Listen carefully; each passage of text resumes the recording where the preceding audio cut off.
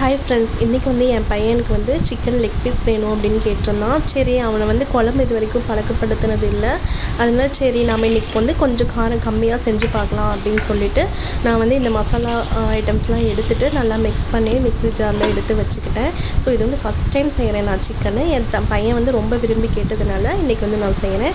So இஞ்சி பூண்டு விழுது எல்லாமே அரைச்சி எடுத்து வச்சுக்கிட்டேன். அதுக்கப்புறம் தக்காளி இருக்குது பாருங்கள், அதையும் நல்லா அரைச்சி எடுத்து வச்சுக்கிட்டேன். அதுக்கப்புறம் வந்து வறுத்து வச்சுருக்கோம் பாருங்கள் மசாலா, அது எல்லாத்தையும் மிக்ஸி ஜாரில் போட்டுட்டு தண்ணி விட்டு நல்லா வந்து மிக்ஸியில் அரைச்சி எடுத்துக்கணும். அதுக்கப்புறம் ஒரு பாத்திரத்தில் வந்து எண்ணெய் விட்டுட்டு அந்த எண்ணெய் காஞ்சதுக்கப்புறமா அந்த பிரிஞ்சி இலை, பட்டை, கிராம்பு, கருவேப்பிலை அது எல்லாத்தையும் நல்லா போட்டு வதக்கி விட்டுட்டு இந்த சின்ன வெங்காயம் அது எல்லாத்தையும் நல்லா ப்ரௌனிஷ் ஆகிற வரைக்கும் கொஞ்சம் நல்லா வதக்கி விட்டுருங்க.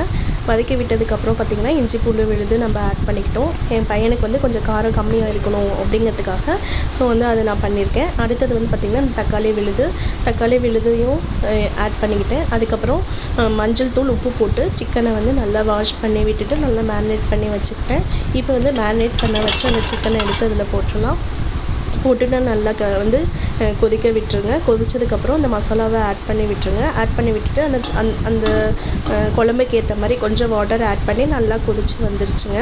கொதித்து வந்ததுக்கப்புறம் லைட்டாக இன்னும் கொஞ்சம் திக்னஸ் வேணும் அப்படிங்கிறதுனால கோகோனட் இருக்குது இல்லைங்களா, அதை நல்லா மிக்ஸியில் கிரைண்ட் பண்ணிவிட்டு அதையும் கொஞ்சம் போட்டுக்கலாம்.